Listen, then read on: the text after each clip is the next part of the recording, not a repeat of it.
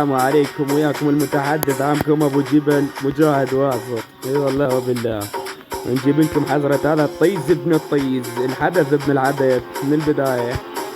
اسمع احمد بالانجليزي، انا على ابو الابنية ثم لا حتى الانجليز.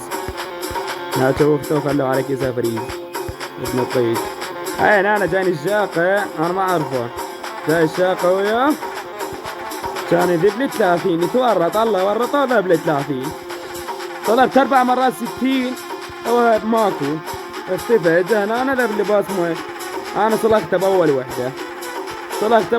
هو شنو ما رد قام يذب وين طفر على غير واحد. هذا من وين كلش حباب يقول لنا شمك ابو جبل حصارك.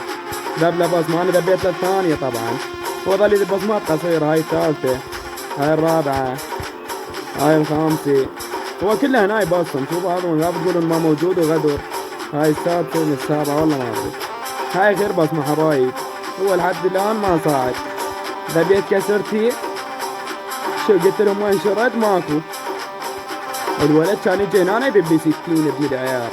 أدري وين كنت صار لي ساعة بسم عليك. وين كنت؟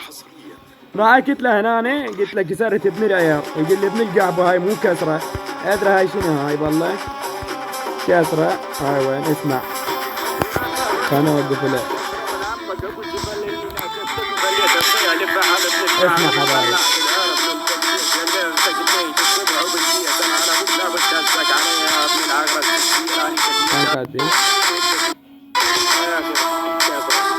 كاسرة.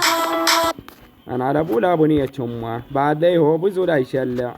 تمام. هاي ذا بصمه هنا هو استوى. نزل له من هو نزل له جعفر ايسكو كبير بغداد. تحياتي لكم.